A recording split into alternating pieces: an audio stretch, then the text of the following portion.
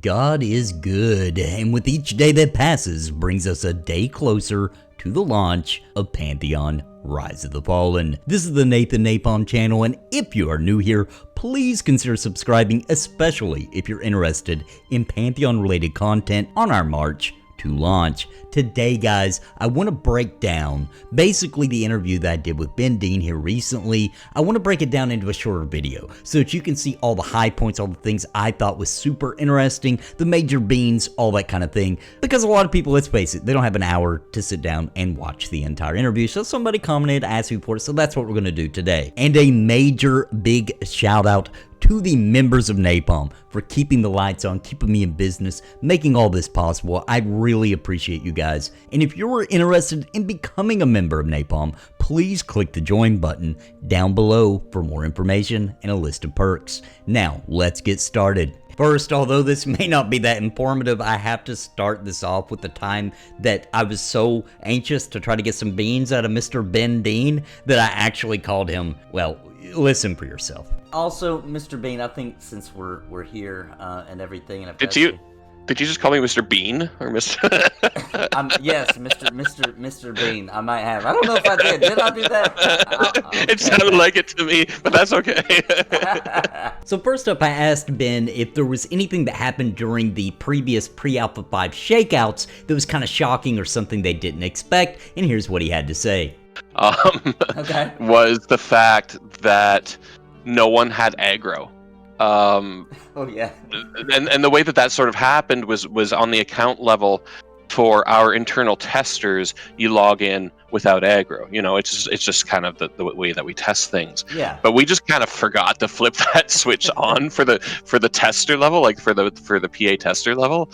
So everybody's logging in, and we're watching everybody walking around, you know, just walking through all of the KOS mobs, and like something's wrong here.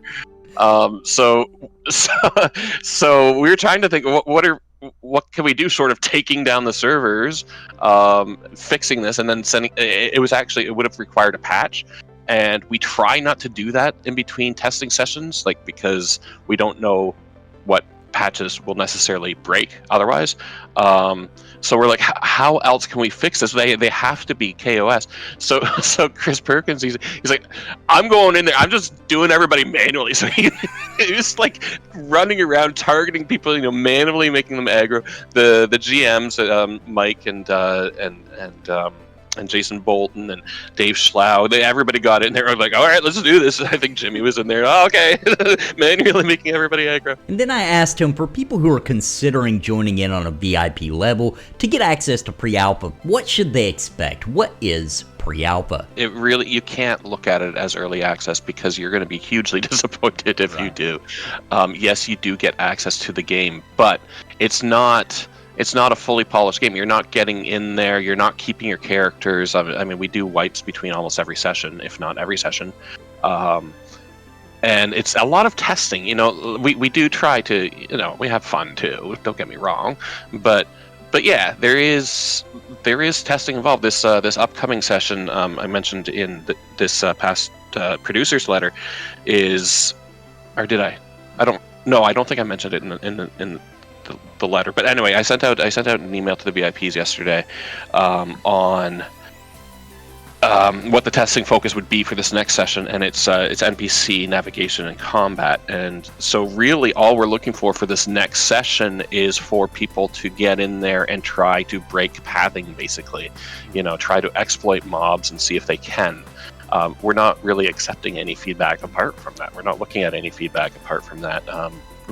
Keep in mind, again, the reasoning for that is we do have a very small team. I say that a lot, but I have to in this case, because we need to stay focused. You know, it's great to get that sort of feedback, but if we get so much feedback about everything all at once, it kind of muddies the waters. We only have so many eyes that can look at these reports at once, for one. Two, the game is still under development, and we're probably aware of a lot of the things that you're reporting that we're not asking you to report on. So we really do try to keep these kind of sessions focused. And for a lot of people, that might not be their cup of tea. They might not want that. They might just want early access. So my advice is, if you are contemplating the VIP pledge just to get into pre-alpha, just to play the game, please don't. Please don't do that. If you are contemplating pre-alpha or VIP status to get sort of a backstage pass, to be part of the discussions, to be in there testing, to be finding bugs, to be getting frustrated because you can't log in, if that kind of thing appeals to you, then yes, absolutely join. Yeah. But know what you're getting into. That's all I gotta say. We were talking about different classes and trying to balance them, and Ben said this, which I thought was glorious. Sometimes balance can ruin the game. Sometimes having, trying to make sure that all classes are equal can ruin the game. We're aware of that, and that's something that we take seriously. So it's always under consideration. Yeah, and the more complicated systems are sometimes, like EverQuest, for example, had a wide array of crazy amounts of different things you could do. People end up using tools, obviously, in ways the developers never even thought of. Emergent gameplay is something that we're actually striving for, which may make us crazy, but I think it's cool. We think it's cool in general. The thing about emergent gameplay is that, as you said, with some developers are afraid of it because it means that people aren't doing what you planned on them doing. It's kind of venturing into the unknown, and generally speaking, a lot of people are uncomfortable with the unknown, and a lot of people are uncomfortable with sort of losing control, so to speak. And I get that, particularly over a game that you've been slaving for years. All of that being said, emergent gameplay is what we want. We want people to try things and to figure things out that we didn't think about. And we don't want to squash that. Obviously, if something proves to be, an exploit and severely overpowered, we're going to have to do something about it. Right. But for the most part, if people are figuring out things that we didn't necessarily intend, I say we empower them. If they're enjoying that, why would we take that fun away?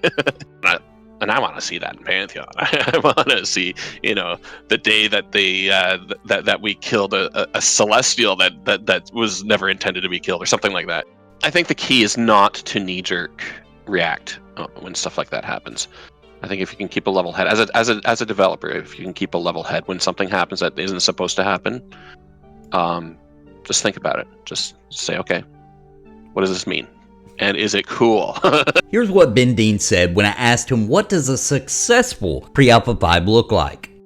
Getting to our goals. I mean, if we are going to get to Pantheon to where it needs to be. But if we can do that in a fun and memorable fashion, and if we're able to get everybody as involved as we want, or as we want them to be involved, then I think we're going to be successful. What I don't want, so just to recap a little bit, but pre-alpha 5, the goal is to get a playable experience from level 1 to 50.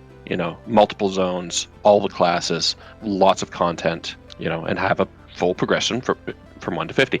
Now, so to me, a successful pre-alpha 5 would be getting all of our goals accomplished. So for pre-alpha 5, we want a playable full experience. It's not going to be content complete, but we want to have levels 1 to 50 fully playable, all of the classes fully playable, and storylines, arcs, multiple zones, equipment, all of that to sort of give a smaller, condensed version of Pantheon.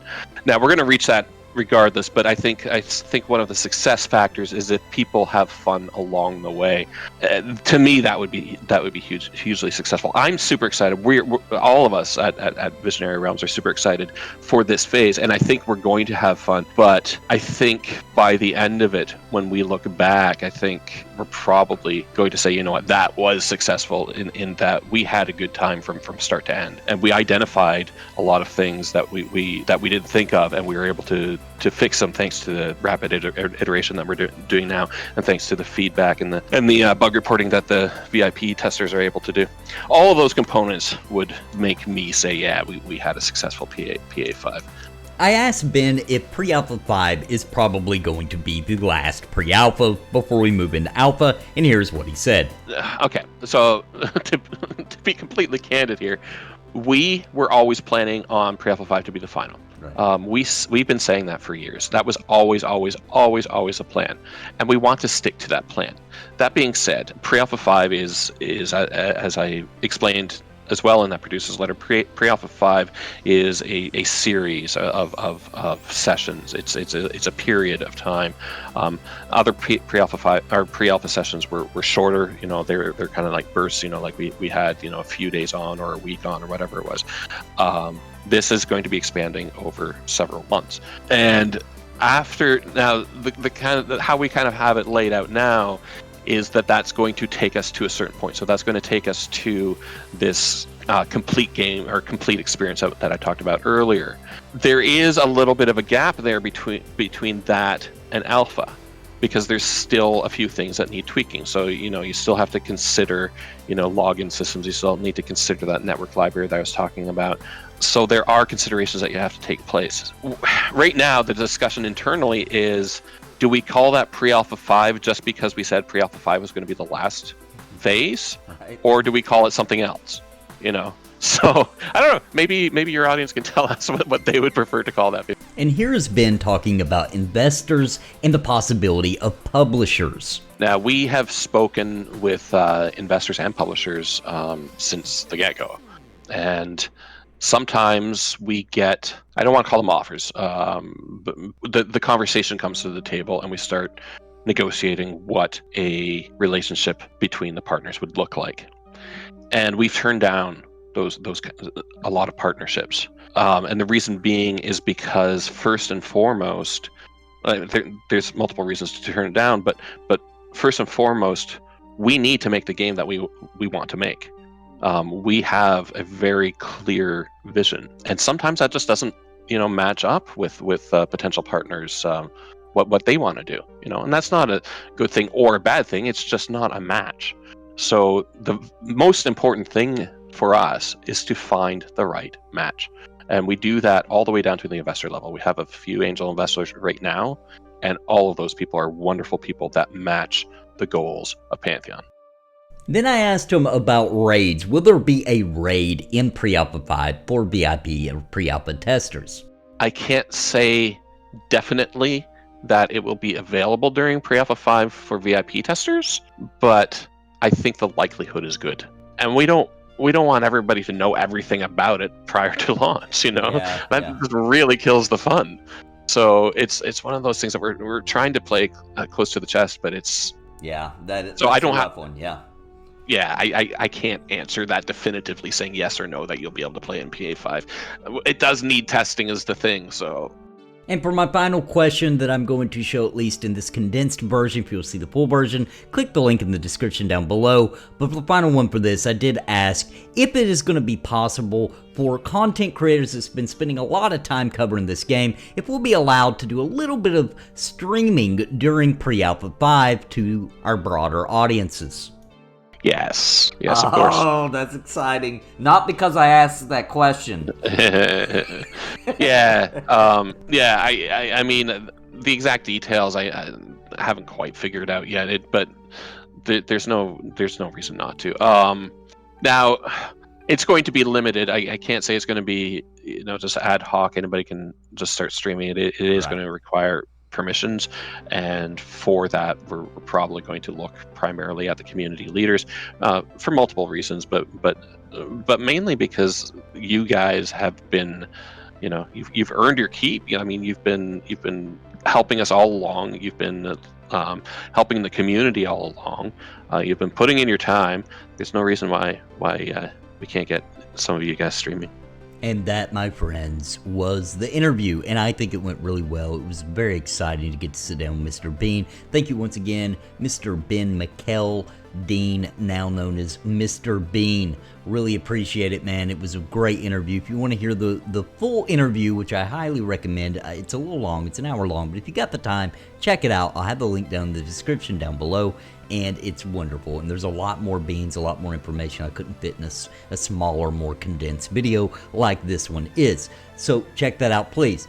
And before I close, guys, a big shout out to the members of Napalm. Thank you so much. You keep this channel alive and make it possible for me to do this, and I could not thank you enough.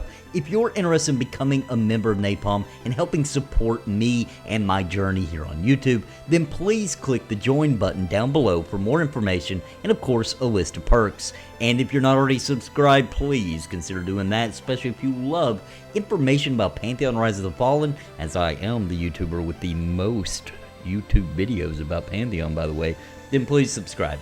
And until next time, guys, God bless and happy gaming. Please listen to what I say. I've been making videos all day. It's a video buffet, you can even hit replay. But please just subscribe.